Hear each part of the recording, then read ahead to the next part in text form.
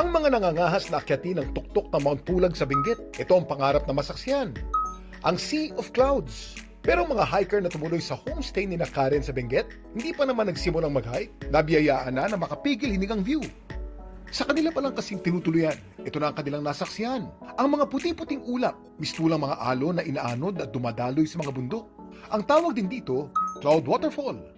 Ang namangha po kami kasi parang the day before, sobrang wala po talagang clearing, like very cloudy. Tapos kinabukasan po, nagulat po kami kasi sobrang ganda ng weather. Tapos yun po, may nakita po kaming sea of clouds. Ang Cloud Waterfall, na-videohan din daw ni Res. Ayon sa Pag-asa, ang Cloud Waterfall o cloud spillover ay nangyayari kapag ang hangin mula sa dagat o lowland ay tumatama sa bundok.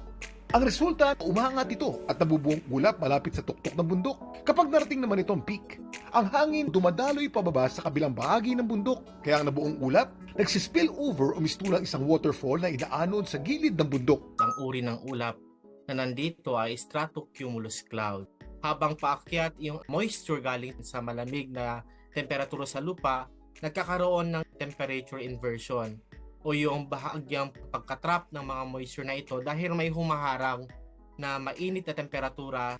Maaari magdulot ito ng mga may hinang pag-ulan. Laging tandaan, kimportante ang may alam. Ito po si Kuya Kim at sagot ko kayo, 24 oras.